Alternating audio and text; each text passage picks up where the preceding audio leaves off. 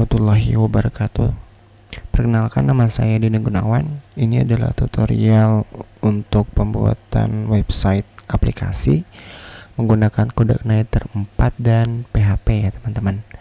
Nah, untuk memulai development aplikasi atau pembuatan aplikasi, kan ada tuh kebutuhan yang perlu kita install dulu di sistem operasi kita.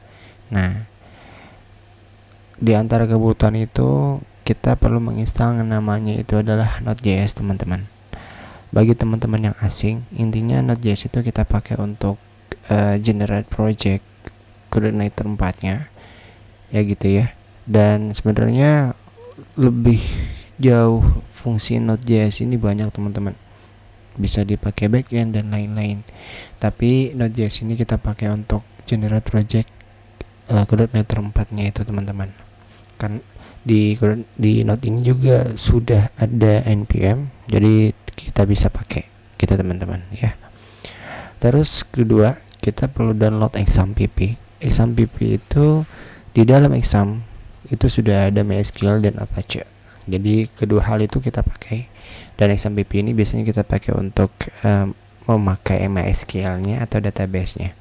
Jadi yang berhubungan dengan database kita menggunakan exampp gitu teman-teman. Nah, terus setelah kita mendownload exampp, kita perlu ngedownload Composer.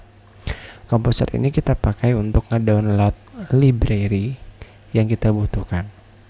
Gampangnya gini, ketika teman-teman di aplikasinya membutuhkan generate PDF atau Excel, nah kita kan perlu ngedownload library lain gitu yang berbasis PHP. Nah, untuk bisa download dan kita bisa gunakan di project kita perlu mendownload Composer. Seperti itu teman-teman. Nah, silakan teman-teman semuanya untuk ngedownload dan install di sistem operasi teman-teman. Dan kalau misalnya sudah terinstall, kita bisa ngecek di terminal kita. Ada dua cara untuk pengecekannya. Kita bisa, misalkan contohnya node -v ya, -v atau version. Kita pengen lihat versionnya. Atau cara kedua node -minus version.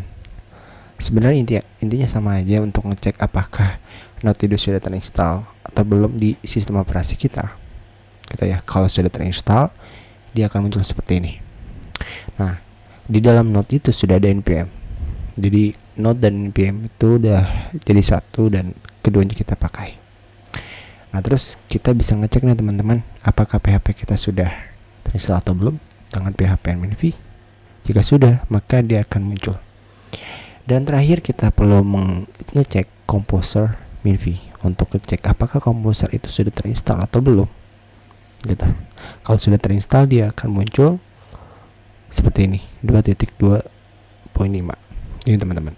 Oke, ini mungkin teman-teman kalau misalnya belum install dulu, dan kalau sudah terinstall semuanya, mungkin kita akan coba untuk generate project awal ya teman-teman ya. Nah, kita buka Safari lagi, kita pergi ke dokumentasi CodeIgniter-nya teman-teman.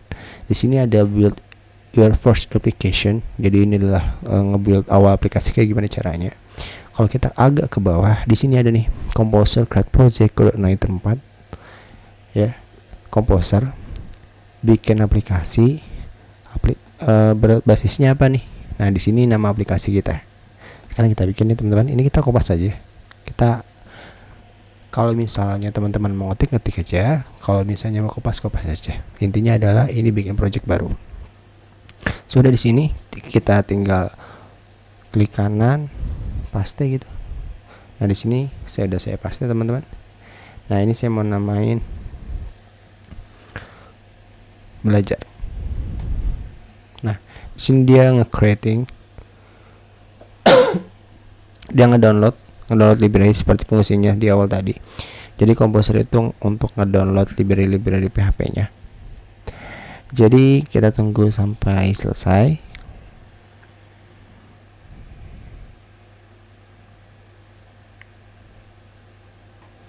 Untuk proses lama atau tidaknya download library itu tergantung dari koneksinya teman-teman. Nah, sekarang kita masuk ke aplikasi yang sudah kita bikin, CD belajar. Oke.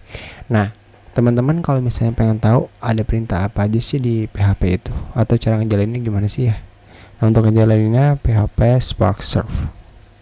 Serve itu kayak gue mau jalanin, ngejalanin aplikasinya dong dengan serve. Oke. Jadi seperti ini adalah tampilan awal aplikasi kita. Ini akan kita kembangkan nantinya. Terus ya, ini aja. Untuk saat ini begini aja teman-teman.